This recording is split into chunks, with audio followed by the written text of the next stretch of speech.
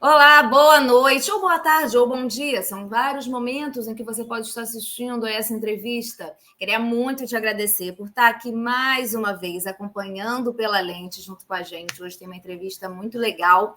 Antes de apresentar o nosso convidado, falar um pouquinho dele, da peça que ele escreveu, eu quero lembrar que temos um link aqui na descrição do nosso Apoia-se, então você pode nos apoiar com R$ 5 por mês. Você recebe um vídeo exclusivo, ainda participa de sorteio de livro no final do mês e ajuda o nosso conteúdo, enfim, a continuar existindo e crescendo.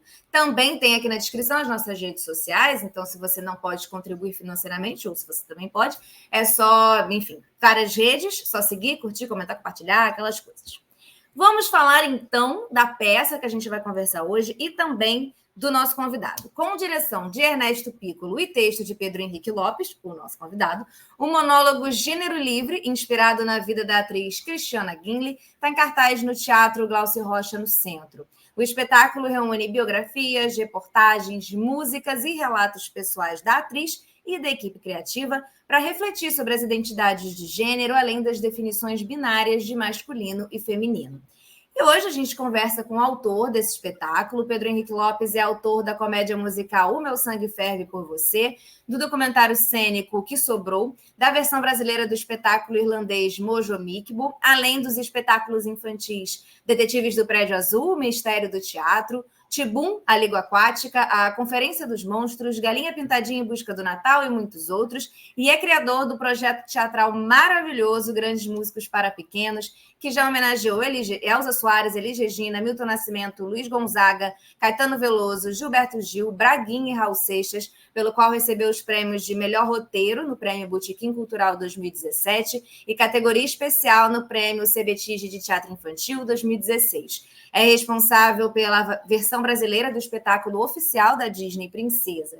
No audiovisual, Pedro assina a criação e o roteiro original das animações infantis Dodó e Tatá e Pequenininhos e dos curtas Um Casal Normal e Transe, selecionados em diversos festivais. Bem-vindo, Pedro! Oi, tudo bem? Nossa, quanta coisa, fiquei até cansado. Tá trabalhando, hein? Tá trabalhando, Graças hein? a Deus. Pedro, bem-vindo. E aí eu queria que você já começasse contando pra gente, falando desse trabalho que você tá, né, escreveu e que está em cartaz agora. Como é que foi o seu encontro com a Cristiana e como foi essa rotina de escrever o roteiro? Primeiro, agradecer pela oportunidade de estar aqui falando com vocês, contando um pouquinho dessa história. Agradecer também a todo mundo que está assistindo a gente. E no Gênero Livre, o que aconteceu foi assim: eu tinha feito o DPA, Detetives do Prédio Azul, no teatro com o Neco, o Ernesto Piccolo, né? E aí, quando a Cristiana, que já era amiga do Neco de longa data, procurou ele para fazer esse espetáculo, esse monólogo sobre a vida dela, que nesse momento ninguém sabia exatamente ainda o que seria ou como seria, o Neco pensou em mim para escrever e me chamou. A gente estava durante a pandemia, era bem no começo da pandemia, assim, a nossa ideia era de fazer um espetáculo online. E aí eu falei, tá, para eu escrever uma coisa sobre a vida de alguém, eu preciso conhecer essa pessoa. E eu não conhecia a Cris naquele momento ainda. Aí a gente marcou online, né, uma reunião online, como essa entrevista que estamos fazendo aqui, nesses novos moldes, novos tempos, mundos modernos. E aí eu falei, cara, me conta tudo sobre a sua vida. Eu preciso saber de tudo para eu poder saber qual é o caminho que a gente vai seguir. Ela começou a me contar, eu fui já anotando uma coisa ou outra. Quando a gente acabou a conversa, eu já estava desenhado na minha cabeça qual é o caminho que eu ia seguir no espetáculo. Foi muito rápido o processo de escrita. Eu escrevi o espetáculo inteiro em 3 horas, eu acho, 4 horas. Eu sentei no computador e lógico, e depois vem todo o processo de ajuste, todo o processo de ensaio, e corta daqui, coloca dali, mas o primeiro esboço do espetáculo eu escrevi em umas 3 ou 4 horas, assim, no máximo 5 horas. Eu escrevi bastante rápido, o que é bom, não é comum, mas é bom. Eu não costumo escrever nessa velocidade. Mas nesse caso, eu acho que como a história estava muito fresca e enquanto a Cris foi me contando a história dela, já estava esboçando o que eu imaginava para o roteiro, foi um processo muito rápido, assim. Por exemplo, o que sobrou, que é um outro espetáculo, que é o documentário cênico que você citou aqui, eu comecei a escrever em 2011 e terminei em 2023, quando a gente estreou. Então, assim, não é. Cada espetáculo é de um jeito, cada processo funciona de um jeito, mas no caso do gênero, foi um espetáculo que o primeiro esboço foi bem rápido. E aí, para o final, agora já na semana de estreia, já com tudo montado, eu achei que estava faltando algumas coisas. Conversei com a Cris e com o Neco e escrevi mais 2 monólogos, dois blocos, né? Para a gente colocar no texto, e acho que ficou redondo agora. Boa. Não, eu perguntei a rotina, sentei e fiz. Essa é a rotina, né? Mas é isso, teatro vai sendo vivo, né? Tem essa coisa que você vai vendo pronto e fica, não, calma, agora dá para botar mais um negócio aqui, outro ali, né? Isso não, e como ele foi escrito, pensado para o digital, né? Tem uns ajustes de texto que precisaram ser feitos, assim, depois, né? E a gente começou a ensaiar o presencial, o teatro normal. A gente começou a ensaiar o teatro normal sem mexer muito no texto ainda, porque a princípio seria um texto teatral, né? Então, independente se ele vai ser numa tela ou no palco, acho que muda muito para a direção, mas para o roteiro em si, o espetáculo ele tem um pouco essa coisa do corte meio seco, de mudar de assunto, de uma coisa para outra, da ligação com música, que é uma coisa que o audiovisual traz muito, né? Esse quase stock shot, né, que o audiovisual faz, de passagem de uma cena para outra. O espetáculo tem muito essa linguagem através da música. E quando eu fui escrevendo, foi um processo que as músicas já vieram muito junto. Então, tanto que eu assino a trilha sonora do espetáculo, mas eu não trabalho com trilha sonora. É que quando eu escrevi o roteiro, a trilha sonora veio junto, assim. Então, as músicas todas que aparecem ali já vieram junto com o roteiro, na minha cabeça, fazendo ligação entre uma coisa e outra. E aí eu ia te perguntar realmente uma coisa, total relação com isso, assim, de como autor do espetáculo, se você enfrentou desafios específicos nessa integração de diferentes elementos. Então, tem biografias, tem reportagem, tem as músicas, você já adiantou aí que elas já vieram na sua cabeça, tem os relatos pessoais, que desafios que você enfrentou na hora de juntar tudo numa produção, e aí, agora, né, então ela foi pensada para o online, né, assim, então quando você escreveu esse roteiro, ainda pensando no online, foi muito rápido, né, pelo que você falou, não foi surgindo. Inclusive, nessas 3 horas você já incluía essas... É absurdo, né? Nessas 3 horas. De outras pessoas, porque eu estou chocada, Pedro. Você já estava ali com as biografias dos outros, tudo. Eu estou chocada. Então, é um tema que me intriga, interessa e acho que precisa ser debatido e muito falado. E uma escolha que a gente fez nessa construção toda era de, partindo da história da Cris, da busca dela, ela, junto com o público, descobrir muitas outras pessoas. Então, fui para o Google, né, procurar muita coisa e estudar mesmo sobre essas figuras que antecedem a nossa história, né? Tem a história do Thomas Betts, que é o primeiro registro eurocêntrico que a gente tem de uma pessoa de gênero não binário, mas na pesquisa, e até com a ajuda do Mark Benjamin, que é o Sem Direção, o Mark falou assim: Pedro, tem uns registros no judaísmo sobre mais um gênero, sobre um gênero que não é homem nem mulher, em algumas sociedades indígenas, em algumas tribos. E aí a gente foi pesquisar e realmente é um universo que a gente que de um tempo para cá é ótimo, né? Da era medieval para cá, juntamos as coisas entre homem e mulher, mas que em muitas outras sociedades, religiões, tribos, existem um terceiro gênero, um quarto gênero, chegando até a 6 gêneros. Então, a gente partiu disso para falar sobre esse mundo, essa construção de mundo pós-gênero, que não é que seja a gênero não binário ou essa coisa do binário, né, entre homem e mulher. Para quem não domina ainda essas nomenclaturas, né, o binário que a gente chama é quem se identifica com um dos 2 gêneros que são mais difundidos pela sociedade, o homem e a mulher, né? O masculino e o feminino. Não binário é quem não se identifica com nenhum desses dois gêneros. E aí a gente entra o agênero, entra o fluido, ou se identifica com os dois gêneros, e a fluidez, no caso, né, que você pode circular entre os dois gêneros ou entre nenhum. E aí eu fui descobrindo esse universo, e através da história da Cristiana, a vontade com o roteiro era de realmente passear pelos gêneros. Não só pelo masculino, pelo feminino ou pelo gênero fluido, mas a gente questionar e conversar sobre todas as imposições, mesmo nos gêneros binários na sociedade. Então, por exemplo, quando a gente fala sobre ser homem, existe um fardo em ser homem. Quando a gente fala sobre aquela história, né? Claro que para o homem cis branco é muito, muito mais tranquilo esse fardo, mas existe um fardo, né, em ser homem. Existe um fardo em ser mulher, que é maior do que o do homem cis branco. Existe um fardo que a sociedade coloca na gente, as expectativas, a brincadeira do... Brincadeira é ótimo, né? Brincadeira de muito mau gosto do meninas vestem rosa e meninos vestem azul, que é o que a sociedade impõe quando você nasce. Você nem sabe ainda chorar, você está passando por um momento de transtorno, uma transição de mundos, né? De uma barriga para um universo, e de repente você já é menino ou menina. A menina que já sai da maternidade com brinco. A gente fala sai com a orelha furada.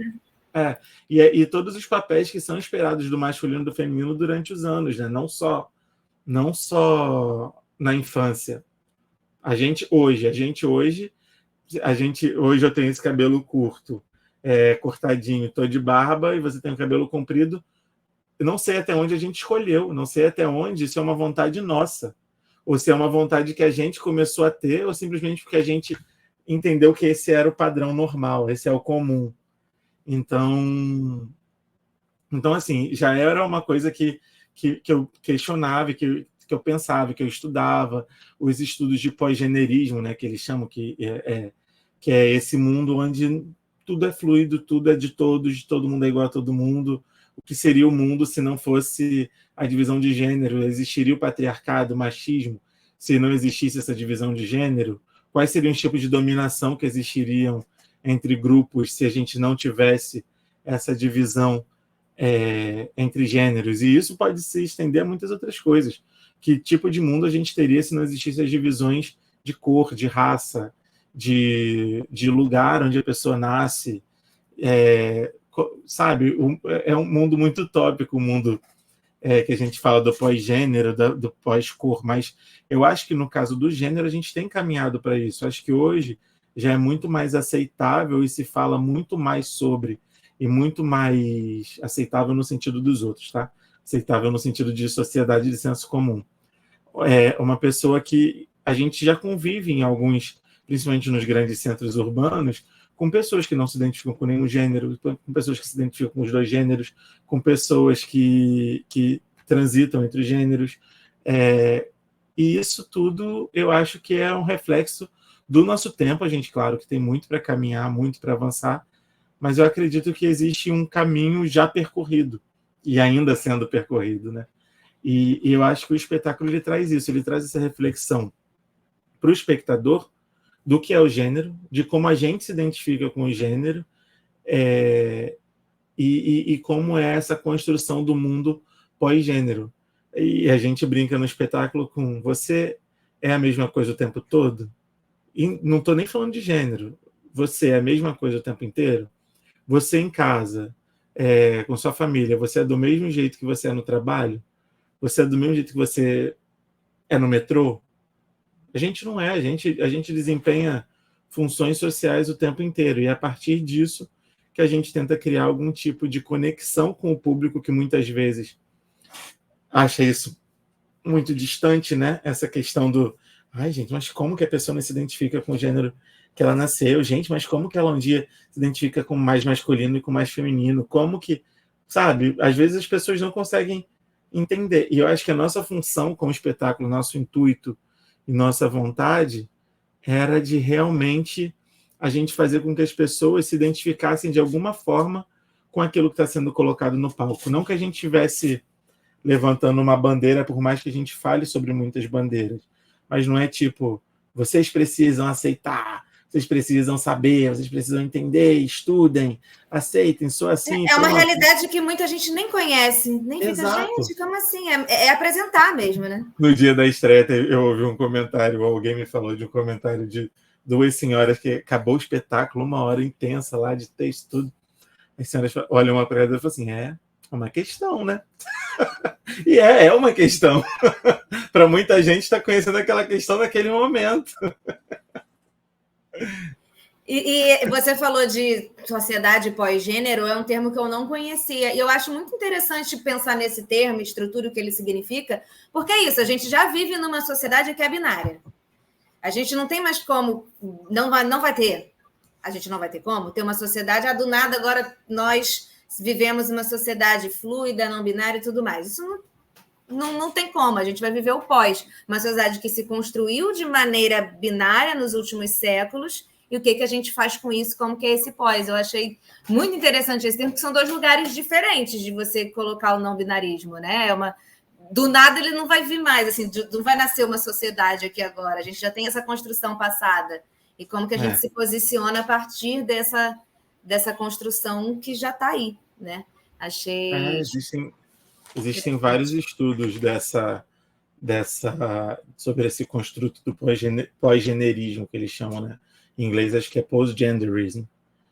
É bem interessante até de pesquisar, de estudar, porque a cabeça faz assim, né? e dizem que assim, um dos primeiros livros sobre o tema é o Dialética do Sexo, não sei se é um homem, mulher, uma pessoa não binária, o sobrenome é Firestone, é um livro dos anos 70.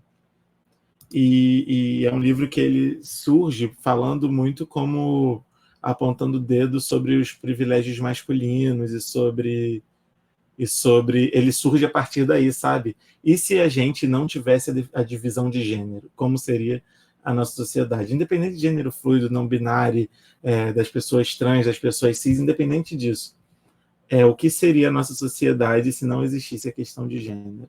Se todo mundo fosse a mesma coisa. Muito interessante.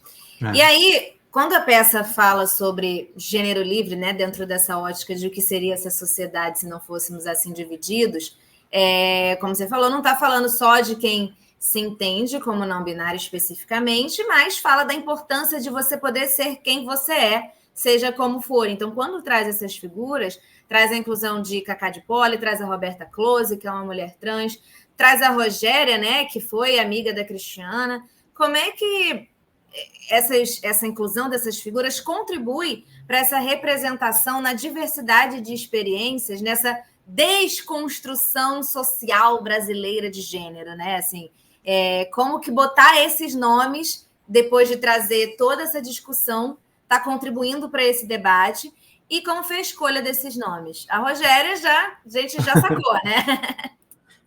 Cara, você perguntou sobre um ponto que foi onde a gente, talvez uma das coisas que a gente mais mexeu no espetáculo. A gente passou por muitos momentos, assim. Quando eu escrevi o texto inicial, a minha vontade era de trazer figuras que o público reconhecesse, né, para a gente poder personificar tudo que a gente falou. E aí eu botei o Sam Smith, né, que hoje em dia acho que ele já usa they, them, não usa mais he e him, né? Não é mais ele dele, sim ele dele. Miley Cyrus, alguns nomes que são figuras da mídia assim, internacional. A gente falava sobre a Erika Hilton também nesse bloco, a gente mudou um pouco o bloco onde aparece a Erika. E a nossa ideia era trazer uma diversidade de pessoas que realmente representassem tudo que a gente falou no espetáculo. Então, são pessoas trans, são pessoas não binárias, são pessoas que transitam, são pessoas de gênero fluido.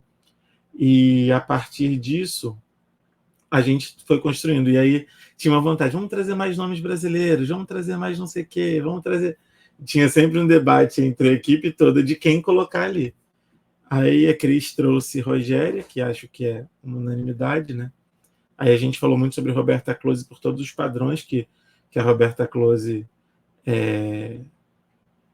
fez a gente expandir, né, e visualizar quando ela surge, por mais que naquele momento ainda existe, mas naquele momento era muito mais forte essa questão da fetichização e da piada com ser uma mulher que tinha um pênis e fez a cirurgia. E aí a gente foi atrás de Cacá de Poli, que não exatamente era uma pessoa trans, mas era uma drag queen que se vestia e transicionava eventualmente, não numa transição de gênero, mas, enfim, como um personagem dela mesmo, dele mesmo. E aí a gente foi chegando nesses nomes. Mal Bloom, que foi um nome que não é homem nem mulher e é uma figura que influenciou muito a Cristiana, o Mark, que é nosso assistente de direção querido. E a gente decidiu também colocar todas essas mulheres trans que foram eleitas nesses últimos anos, né? E a força disso, de ter representantes realmente como a gente tem de todos os tipos de classe, de todas as pessoas, de todos os gêneros, a gente ter também representantes homens e mulheres trans no Senado, enfim, nas câmaras, e que venham muitas mais em muitos lugares, que sigam ocupando muitos lugares. E é muito interessante a gente ver como esses corpos ocupando esses lugares, tipo, rompem padrões e as pessoas enlouquecem, né? Porque e aí não importa se você é de esquerda, se você é de direita, são padrões que estão sendo rompidos. Quando a gente fala dos corpos trans, Érica Hilton, ela bate no cabelo e vai lindona, as pessoas ficam revoltadíssimas. Como assim? Que não é lugar de bater cabelo, que não é lugar de... E aí não importa, como eu falei, se é de esquerda, se é de direita, se é de centro, se é da onde. É uma questão que vai além disso, né? O que muita gente fala, não vamos tratar de identitarismo, temos pautas mais importantes. Meu amor. E quando a gente fala sobre representante político, tem que representar o povo, tem que representar as pessoas da nossa sociedade. A gente precisa, sim, ter representantes de todo tipo. A gente precisa ter ali dentro pastor, candomblessista, precisa ter padre, acho que nem pode, né? Não sei se pode, apesar de ter tido padre que é uma tentando. Não, eu acho que tem, mas eles devem se afastar. Eu acho até que tem padre. Eu também não sei se pode. Mas, enfim, pessoas de todo tipo, homens, mulheres, homens trans, mulheres trans, homens cis, mulheres cis, brancos, pretos, pardos, indígenas, enfim, todo tipo de representação da sociedade, porque são as pessoas que vão votar as leis para a sociedade, são as pessoas que vão criar as leis para a sociedade. Se a gente não tem representação da sociedade ali, para que eles estão ali, né? Eu estou aqui pesquisando padre, porque eu acho que meio que a Igreja Católica não permite, mas tem gente que vai. Existe um padre deputado. Padre João é deputado por Minas.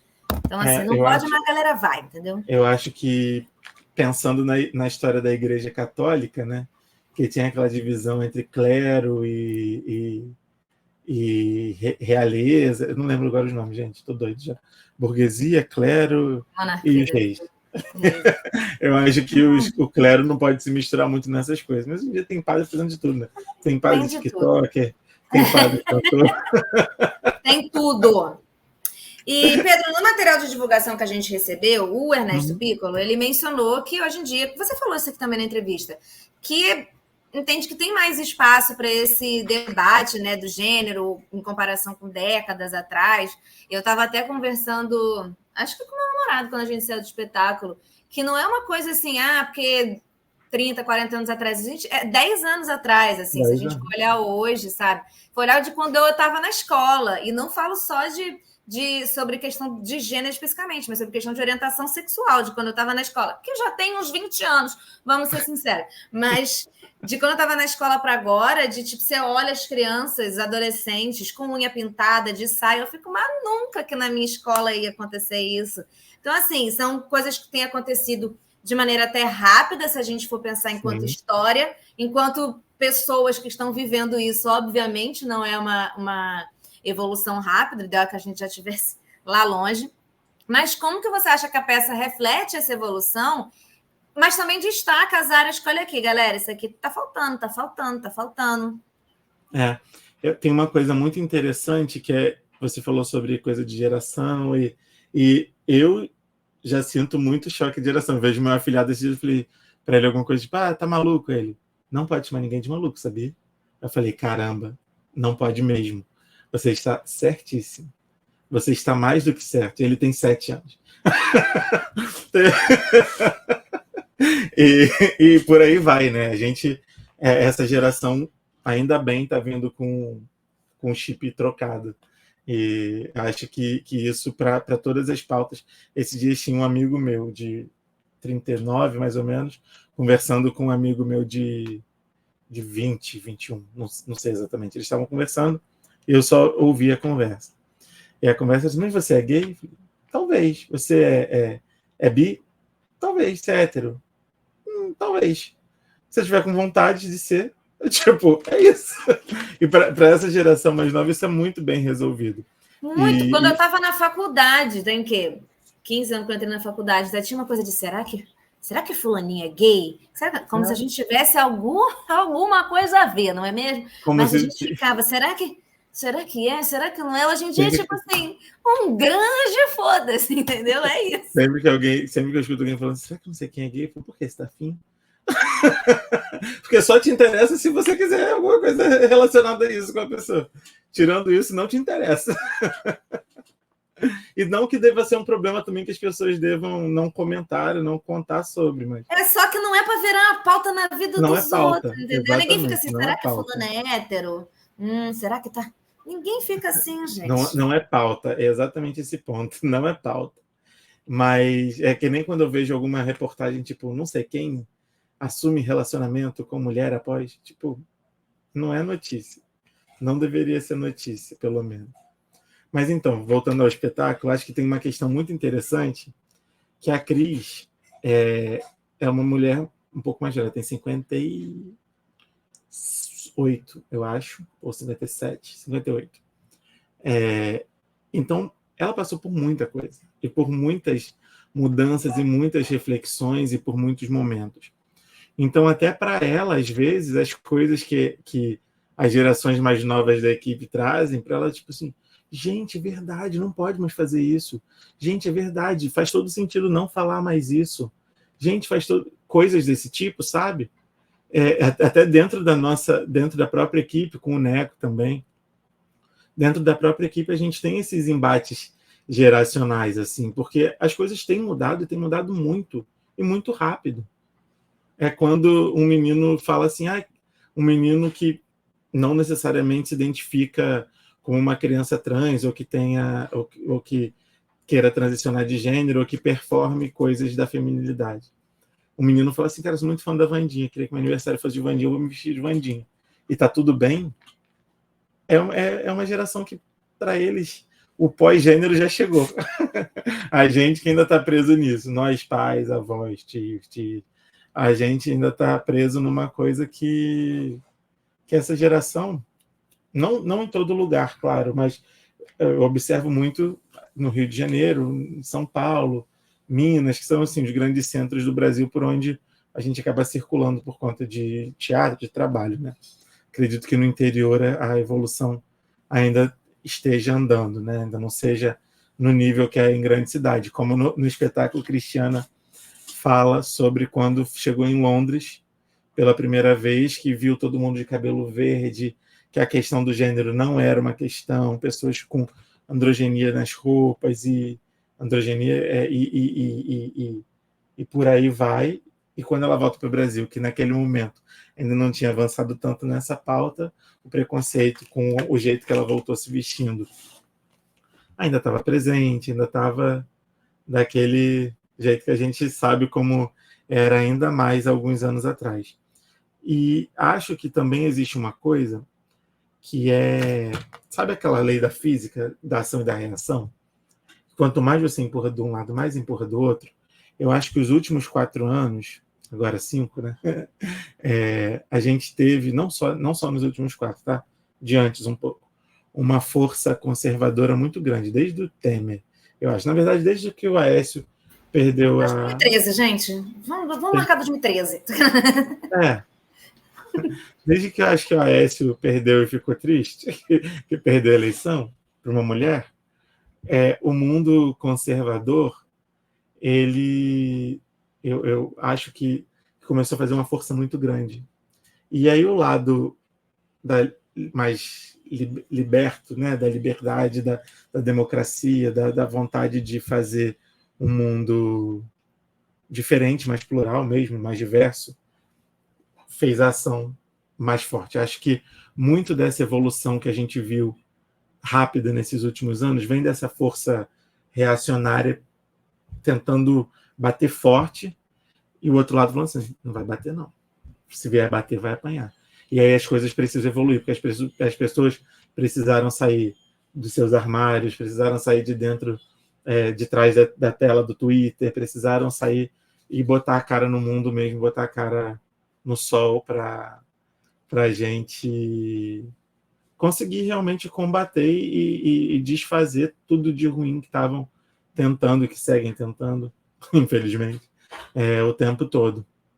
Mas eu acho que tem um pouco isso, assim, dessa... quanto eu digo muito isso porque eu fiquei muito tempo estudando ditadura no Brasil por conta do que sobrou. E as maiores libertações, Tropicália, movimentos estéticos, culturais, artísticos, liberdade sexual, Croquete, tudo isso nasce na ditadura.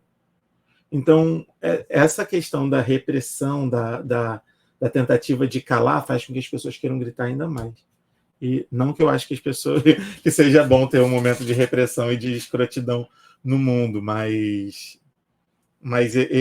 olhando, sendo um pouco poliana, olhando pelo lado pelo lado positivo assim da vida, eu acho que essa reação que a gente tem a partir desse movimento de tentarem calar a gente é onde a nossa força cresce, grita, brilha, enfim. E acho que existem muitos movimentos atuais. É só olhar para a política, gente. O fato da gente ter 4 mulheres trans hoje ocupando cargos políticos, né? Eu acho que isso já diz muito sobre o pé na porta que a e gente... duas delas no Congresso Nacional, que até pouco tempo não tinha nem banheiro feminino, né? Então, olha como é rápido. Até pouco tempo você não tinha banheiro para mulher e agora você já tem mulheres trans. Enfim, termina que eu fiquei pensando várias coisas aqui. Não, terminei. Eu fiquei pensando várias coisas quando você estava falando. Porque essa eu lembrei, abri o microfone. Eu fiquei pensando em várias coisas, tá? Enquanto você estava falando. Não sei se vou lembrar todas elas. Mas uma delas é que eu acho que você falou, né, de quando ela vai para Londres, a Cristiana vai para Londres e volta para cá, e que eu conheço um cara trans, ele está nesse processo de transição agora, né? Fez a cirurgia e tal. Então tem compartilhado muito nas redes sociais. E aí ele estava falando de quando foi para São Paulo e de como ele se sentia... lembrei que foi quando você falou também dos grandes centros. De como ele se sentiu lá, que ele era apenas mais um, e era exatamente isso que ele queria se sentir, apenas mais um.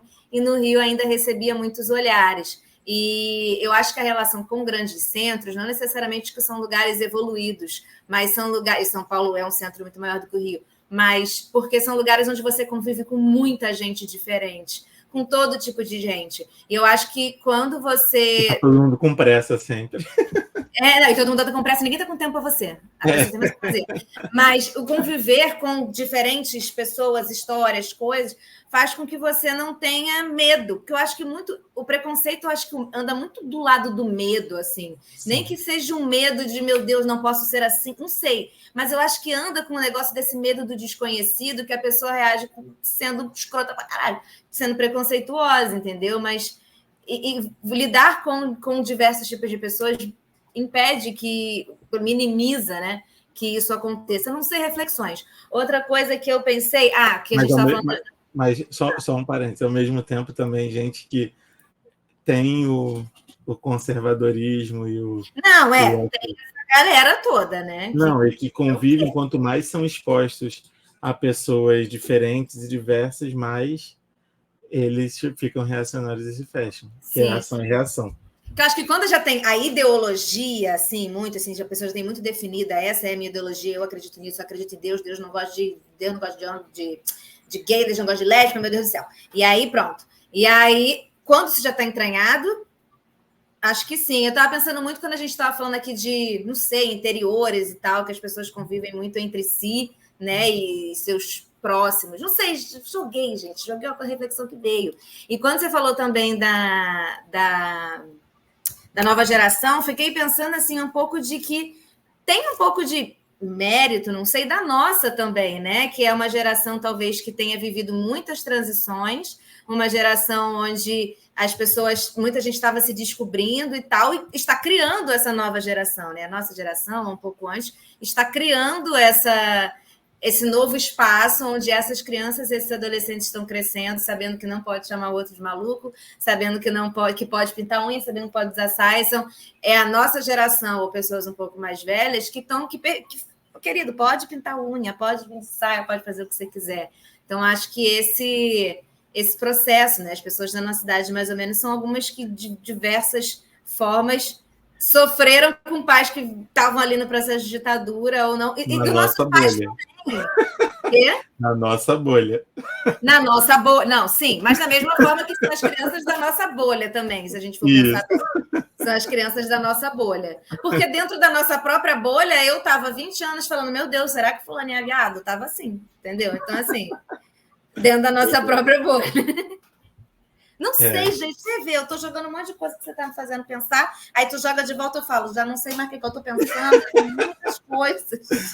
Não existe, né? A gente às vezes fica buscando verdades absolutas que resolvam todos os problemas do mundo, elas não existem, né? Não tem, né? Eu queria tanto, gente, uma verdade Sinto absoluta, um negócio para informá-las não jogar existe. aqui e ter. Não tem. Tô No querendo chat arrumar GPT, pergunta soluções, no né? chat GPT, às vezes dá Vou certo. jogar no chat GPT, gente, qual é a resposta para essas questões da sociedade, que são simples, né? Questões simples. Como a máquina foi treinada só até com dados de até 2021, de repente ele tem alguma conclusão. Ele parou de aprender em 2021. Ele né? parou, exatamente. Nada mais a partir de lá acontece. Antes da gente ir para os nossos quadros, porque eu divaguei aqui horrores, ninguém chegou a conclusão nenhuma, não era esse o objetivo. Eu joguei para fazer pensar. Você concorda ou não? Eu mesmo já não estou concordando com o que eu falei 3 minutos e meio atrás, eu já não sei mais nada. Que é bom. Antes da gente ir para os nossos quadros, qual que é existe, e se existe, qual é, a mensagem central que vocês esperam transmitir ao público em relação às identidades de gênero? E mais, né? Qual é o papel do teatro na promoção desse debate de questões sociais, como a liberdade, o livre-arbítrio, principalmente aqui falando das identidades de gênero? Acho que o papel primordial de um espetáculo como esse é fazer pensar, né? Eu acho que o teatro, se ele não te emociona, não te emociona de qualquer forma, né? Seja rindo ou chorando, no drama ou na comédia, te fazendo pensar, se você sai do espetáculo exatamente do jeito que você entrou, porque não, né? Não vale muito a pena. Acho que o teatro precisa mexer com a gente. Não só o teatro, a arte como um todo, né? Teatro, cinema, as artes plásticas, a música. Acho que se te diverte, se te faz mudar seu estado de espírito, seja para melhor ou para pior, que às vezes acontece também, você vai assistir um espetáculo e você meu Deus, tô acabado. Mas eu acho que a nossa função com o gênero livre é muito de fazer pensar, de fazer as pessoas repensarem mesmo. E exatamente não colocando o que é certo ou o que é errado, o que as pessoas devem fazer, siga essa cartilha. O certo é falar assim, assado, mas é de repensar, porque às vezes na hora que a gente escuta um elo-delo, não faz assim, na hora que a gente fala um todes, as pessoas fazem assim, mas por que isso te afeta tanto se também afeta outra... As pessoas, eu amo quando as pessoas falam, mas isso não está na língua portuguesa. Coé tá, né? Coé. e por aí vai, assim, mas eu acho que se isso machuca o outro, se existe alguém que se sente ofendido, ofendida ou ofendide por algum tipo de discurso, de fala, de verbalização e de jeito que você fala, que o mundo fala, por que não mudar? Por que não tentar se adaptar? Por que não tentar não ferir o outro? Ou a outra, ou outro? Mas por que não tentar ser uma pessoa mais legal? Né? Por que não tentar estar atento às pautas que estão rolando por aí? E sim, o mundo está mudando, ainda bem. O mundo tá diferente. Eu acho que a grande função nossa tentativa, né, que é muita pretensão dizer nossa função com o espetáculo, mas a nossa tentativa é que as pessoas saiam do espetáculo pensando, que pensem sobre tudo que foi colocado ali. Lógico, tem momento mais divertido, tem momento mais emocionante, tem momento de chacota, tem momento que dá aquele nó na garganta, mas no fim das contas, no fim de tudo, é para fazer pensar. É para as pessoas saírem de lá pensando, nem que seja por meia hora, por 15 minutos, pensando, caramba, como a senhorinha que disse, é uma questão. Ela pensou, é uma questão. E é uma Lembrei questão. na hora dela. É uma questão. É uma questão. E... Que talvez ela não estivesse pronta para ser respondida naquele momento, mas a questão. Mas está ali, ó. Como muitas outras da nossa vida, né? Você falou isso, né, de pensar no outro, mas a gente já viajou tanto aqui nessa conversa hoje, Pedro. Você falou essa questão de se incomoda o outro, da gente estar atento. Eu estou lembrando de uma discussão que eu arrumei em algum grupo de WhatsApp que eu estava, assim, só pessoas de esquerda e tal, e a galera estava lá reclamando de todes. Aí eu fico, gente, porque todes não vai pegar, porque ninguém usa todes e não sei o quê, e pipipi, os argumentos que a gente já viu muitas vezes, né? E eu tenho consciência da minha dificuldade de inserir isso na minha vida, e aí sou eu comigo mesmo que tenho que lidar com isso. O problema não são os outros, né? Mas eles estavam discutindo que, meu Deus, por isso que Bolsonaro ganha, porque vocês querem botar todos. Aí eu levantei e falei, gente, calma aí, só um segundo aqui. Aí você está me chamando de transfóbico um pouco. Está me chamando de dizer que eu tô chamando um pouco, porque se todos está te incomodando tanto num país em que Bolsonaro é presidente, tem não sei quantas mil pessoas passando fome, milhões de pessoas passando fome, a gente tem uma questão, acho que você precisa pensar nisso. Um monte de gente passando fome, um monte de gente já caindo, que é a notícia que eu vou dar já adiantando, tem buraco em Maceió, um monte de coisa acontecendo, o seu problema é todos. Você tem que entender, não sei, porque realmente acho que, né, foi essa discussão, porque é isso. Não te incomoda usar todos. Para outra pessoa, olha o quanto agride ela você não usar. Que diferença faz para você entender e se adaptar, e sabe? Eu acho que assim, para nós, pessoas cisgêneras, é difícil da gente conseguir se colocar no lugar do outro, porque você nunca se olhou no espelho e não se reconheceu. Porque você nunca recebeu um presente de aniversário, que era uma saia rodada, cheia de flores, e para você aquilo não fazia sentido. Então, para a gente, é uma posição de muito privilégio, mas ao mesmo tempo de muito tipo, gente, não é problema meu. E talvez seja, sabe? De todo mundo. Ou talvez, se a pessoa não quer prestar atenção, enfim, continuar sendo... Enfim. Eu acho que a gente tem que... Eu acho que se não fere a gente e a gente pode não ferir o outro, por que não, né? Era isso que eu estava tentando explicar. Talvez eu tenha sido um pouco agressiva, mas o meu princípio era esse. Queria ir para os nossos quadros antes da gente encerrar com o convite final. Né? A gente sempre fala que eu e o convidado, uma notícia dos últimos dias que tem impactado de alguma forma. Pode ser positiva, pode ser negativa, mas que você não passou batido pela notícia. Você quer começar? Quero. Eu brinco que essas coisas que são meio estranhas, que são meio bizarras, me atraem. A notícia hoje que atraiu minha atenção foi aquele cara, como é o nome dele, gente? Agora eu não vou lembrar o nome. O que era do Congresso de Nova York, brasileiro. Não Jorge brasileiro. Santos. Jorge daqui Santos. De Niterói. Jorge Santos daqui de Niterói. Mentira. Ele é de Niterói. Ainda bem que eu sou de São Gonçalo. Uma drag aqui em Niterói. Ainda bem que eu sou de São Gonçalo. Não sou de Niterói. Então, mas ele foi expulso e tal, ele está vendendo vídeos na internet. E a notícia era, Jorge Santos pode ser expulso do Congresso americano, vende vídeos. E aí a reportagem ele vende vídeo dando parabéns aos noivos, dando feliz aniversário, trollando as pessoas, zoando. E ele se autodenomina como... Como é que tá o coisa dele? Former Congressional Icon. tipo, o ícone do Congresso americano. Ele está aí vendendo vídeo, se alguém tiver interessado, tá R$99 cada vídeo. Reais. Meu Deus! Não, tem todo um grupo que acha que ele vem para o Brasil ser candidato aí, lá para 2000 e tanto. Tem um grupo que acredita. Mas uma horinha no Super Pop ele ganha.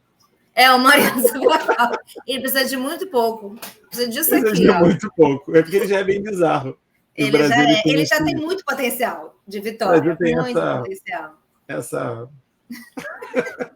Jorge Santos, diretamente de Niterói para o mundo. Eu espero que ele seja esquecido num poço que a gente nunca mais escute falar do nome dele, para não acontecer dele ser candidato e ganhar em breve. Eu não duvidaria. Não duvido de nada.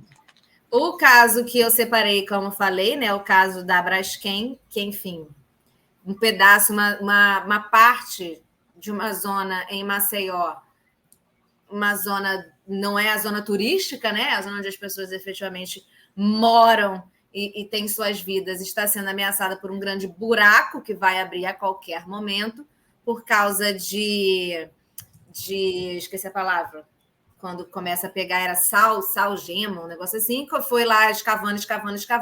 Já tem mais de 10 anos, já tem alguns anos que eu comecei a ver notícias disso, mas isso já é tema para lá, mais de 10 anos, de que está afundando, Maceió está afundando, essa região está afundando. E ninguém fala nada. Não dá. E aí agora, e a galera pedindo, e pede indenização, e pede para mudança, e acordo com o governo, e com a Braskem nada acontece, até que semana passada a galera falou assim, vocês têm que sair agora porque vai afundar. Vai afundar amanhã de manhã. Ainda tá, tipo, podia abrir no dia seguinte, né? Não abriu ainda, mas está afundando. Já afundou mais de 1 metro e tanto. Ah, não, vocês têm que sair de casa que vai afundar. Sim, do absoluto nada. Quem não foi saindo ao longo do tempo, por N motivos, principalmente não ter condições, mas também questão emocional, teve que sair do nada, vai perder sua casa por absoluto. Como eu digo, todo programa eu termino xingando o capitalismo, galera. Porque, no fim das contas, é isso.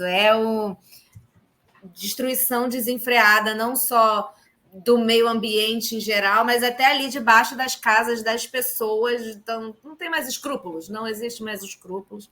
Essa é a verdade. É um caso que é muito importante, as pessoas correndo atrás de indenização, e é um jogo de empurra, quem faz o quê.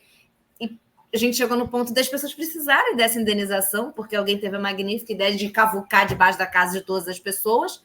Então, enfim, nada faz sentido, eu só acho muito triste. E aí agora virou uma disputa política, Renan Calheiros contra Arthur Lira, contra a família do Collor, todo mundo, quem é o culpado, quando na verdade é uma coisa de décadas, né? Todos vocês são culpados, porque todos foram renovando essas licenças e ninguém também brecou, então, assim, todos são um pouco culpados.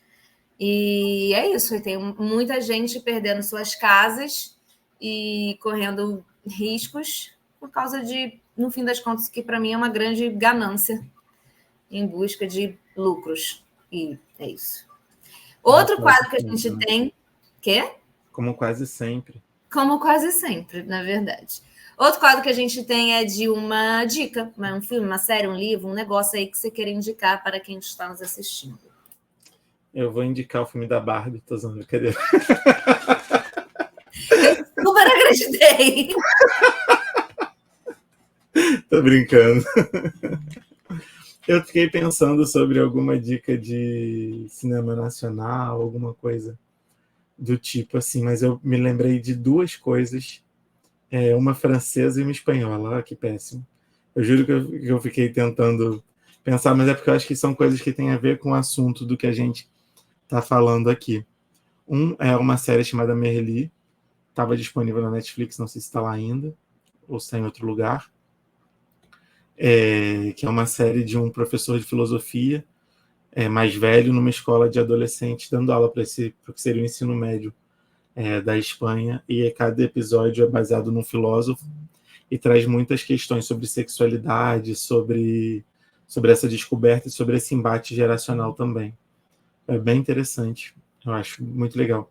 E a outra coisa é um filme francês chamado Les Chansons d'amour, Canções de Amor em português, que é um filme que fala sobre as relações sobre você ser hétero, ser bi, ser qualquer coisa, sem rótulos, sem você necessariamente se definir como alguma coisa. Eu acho que é um filme bem interessante também para a gente refletir. Esse filme ele é difícil de achar, mas vale a pena procurar. Quem me acompanha sabe os caminhos. Eu acho que, na verdade, agora eu lembrei, acho que tem no YouTube. Tá vendo? Não só não é difícil, como é fácil. Não só como é difícil, como é fácil, como tem pirata no YouTube. Né? Tá vendo? Percebam. A gente, às vezes, assim, vamos só fazer isso? Não. Mas a vida leva a gente para caminhos. A gente, às vezes, é obrigado. Antigamente ele era na Amazon Video, mas depois que ele saiu na Amazon, eu vejo no meu DVD. Eu tenho um DVD. Eu vejo esse filme em DVD. Arrasou. A minha dica é uma série que acabou de estrear no Globoplay. Estreou sexta-feira, que é Betinho no Fio da Navalha, eu acho que é o subtítulo. Betinho no Fio da Navalha, que conta a história do Betinho, né? O Betinho aí, que criou o IBASE, que criou a Ação da Cidadania. Os episódios estão saindo aos poucos, então saíram os 2 primeiros episódios, eu já assisti os 2, então a gente termina esse segundo episódio mais ou menos quando ele já voltou para o Brasil, já voltou do exílio, criou o IBASE, está ali tentando fazer o IBASE funcionar e tal, mas então a gente acompanha a luta dele ali no período da ditadura, né, as perseguições, quando ele tem que ir embora do Brasil, tem também um pouco da vida pessoal dele, bastante, então eu adoro, né, conhecer todos esses lados. Eu acho que eu quero ver como vão ser os próximos episódios, porque a gente já está nessa etapa, são 8 episódios. Fiquei achando que ficou muito corrido esse começo, então eu acho que eles vão focar muito no que o Betinho fez mais para esse final da vida, principalmente a Ação da Cidadania, né, que é aí a grande obra dele, social e tal, porque não focou tanto na questão dele, nas lutas dele na ditadura, quando ele era da Ação Popular e tal. Porque foi rapidão, em 2 episódios, quando a gente já viu, ele já estava lutando na ditadura, já ficou no exílio 15 anos, já voltou, tudo já aconteceu em 2 episódios. Já tá com outras coisas. Então, acho que os outros episódios vão focar nesse grande trabalho que foi como eu conheci o Betinho na escola, né? Na escola as pessoas ensinam quem é o Betinho, que quem tem fome tem pressa, a Ação da Cidadania. Então, eu acho que a série vai focar aí, mas eu não faço a menor ideia. Os 2 primeiros episódios estão disponíveis no Globoplay. E um destaque para a atriz que faz a Elis, que eu esqueci o nome dela completamente, mas quando eu estava assistindo, eu falei, isso aí é a atriz que está cantando. Porque é muito igual a Elis, mas você vê que não é Elis, mas é muito igual. E os gestos e tudo, ela é, tipo assim, muito igual a Elis. E ela é maravilhosa. Ela cantou na CCXP dia desses, assim, não sei, foi um destaque, porque eu ouvindo, eu falei, isso aí é a Elis? Eu falei, não é a Elis, é ela que é a atriz que está cantando, mas muito igual a ponto de você confundir realmente, o que é surpreendente, porque a Elis tem um jeito muito específico de cantar, de se portar. Eu estava conversando isso com o Sandro, assim, de tipo, a Elis tem um jeito muito específico, são do meu namorado, tá, gente? A Elis tem um jeito muito específico de mexer o braço e tal. Você conseguir fazer igual a Elis sem ser caricato é muito legal, porque você pode cair no caricato. E ela é maravilhosa e ela consegue, então, um destaque. Mas o elenco todo é incrível. Então, você tem o Júlio Andrade com o Betinho. Como o Betinho, o irmão dele. Fala. Quem faz a Elis é a Elá. Ela fez a Elis também no Elá Marinho. Ela fez a Elis também no musical do Milton Nascimento, Os Sonhos Não Envelhecem, do Clube da Esquina. Sim. Boa, gente, eu não conhecia ela. Conheci na série, aí fui procurar um pouco no Instagram, mas aí não tive tempo de cavucar a vida. E, assim, maravilhosa, maravilhosa. E aí, enfim, o elenco é todo incrível. A Leandra Leal faz a primeira esposa do Betinho, o Júlio Andrade faz o Betinho, o irmão do Júlio Andrade, o Ravel, faz o irmão do Betinho. Então, é bem legal. O Humberto Carrão faz o Enfio. É uma família também que saiu um monte de gente dali, né? Então, um monte de gente famosa para a nossa história, para a nossa cultura. Enfim, Betinho no Fio da Navalha. Tem os 2 episódios lá no Globoplay. Antes da gente encerrar, Pedro, por favor, convide quem está nos assistindo a assistir lá no centro do Rio, Gênero Livre. Claro, para quem está aí assistindo, a gente fica até o dia 17 de dezembro só, tem umas 2 semaninhas para assistir Gênero Livre. É um monólogo com Cristiana Guinle, direção de Ernesto Piccolo, texto meu, Pedro Henrique Lopes. Está lá no Teatro Glauci Rocha, um espaço da Funarte. fica exatamente em frente ao metrô Carioca. Os ingressos estão à venda pela bilheteria do teatro ou na Simpla. É só procurar Gênero Livre que vocês encontram lá. Os ingressos custam a partir de R$20.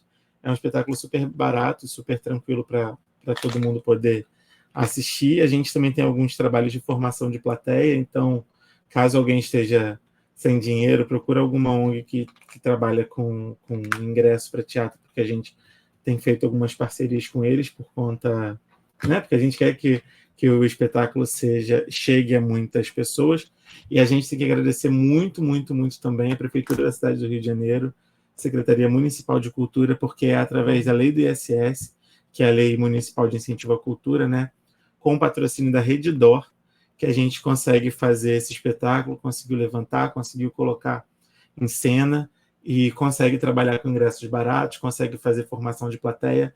Então, que a gente siga utilizando as leis de incentivo, seja as municipais, a do ISS, né, do ICMS, que é estadual, ou a Rouanet, que é a federal, mas que a gente continue usando para levar a cultura de qualidade e a preços mais acessíveis para a nossa população, e até com ingressos gratuitos. O espetáculo Gênero Livre está lá no Teatro Glauci Rocha, sábados e sextas e sábados às 7, domingos às 6, em frente ao metrô Carioca, e acho que é isso. Sigam a gente lá no Instagram do espetáculo, é @gênero.livre, gênero.livre, que a gente vai se encontrar lá e tem todas as informações sobre tudo lá. Obrigada pela conversa, obrigada pelos ensinamentos, pelas nossas divagações. Foi maravilhoso. Eu gosto quando é assim, que eu termino. Eu já aconteceram algumas entrevistas que eu chego com muitas certezas. Eu sempre chego assim, fazendo coisas muito assertivas, e as pessoas falam, não. E aí eu saio assim, tem razão. Eu já fiz algumas entrevistas assim, e é maravilhoso, e hoje foi bem assim. E eu geralmente faço muita entrevista sobre os espetáculos infantis, né? Eu escrevo muito para criança, o que é um prazer e que eu amo muito, porque eu falo que a minha idade mental real é a deles. Assim, eu finjo que sou adulto. Mas a minha idade mental tem ali entre 8, 9, 7, por aí. São espetáculos infantis incríveis. Geralmente as entrevistas que eu faço são sobre os infantis, né? Ou sobre o lançamento deles, ou sobre alguma coisa ligada a eles. E esse ano a gente lançou O Que Sobrou em maio, acho, abril, maio, por aí. E agora com o Gênero Livre, então assim, é um lugar muito diferente para mim, até de cabeça, na hora que vem para um bate-papo assim como esse, de poder falar sobre coisas que não necessariamente eu consigo falar quando a gente está falando para criança, né? Porque aí o universo é outro, enfim, o entendimento é outro. Não que a gente não fale sobre esse tipo de questão e sobre essas coisas, mas o entendimento e o jeito que a gente fala tem que ser diferente, né? Não, arrasou. Muito bom, muito bom. Ó, gente, lembrando que aqui na descrição tem o link do nosso Apoia-se. Então, por favor, pense, reflita, olha aí, acho que vale. E minhas redes sociais também é isso. Beijo, obrigada, Pedro. Sucesso para a Gênero Livre, sucesso para tudo que você está fazendo. Sou muito sua fã. Eu que agradeço muitíssimo por você ter me recebido aqui. Agradeço a todo mundo que está assistindo a gente também. E que a gente se encontre em muitos palcos agora lá no Glauci Rocha, mas em muitos que virão ainda. Beijo, gente. Até a próxima. Tchau, tchau.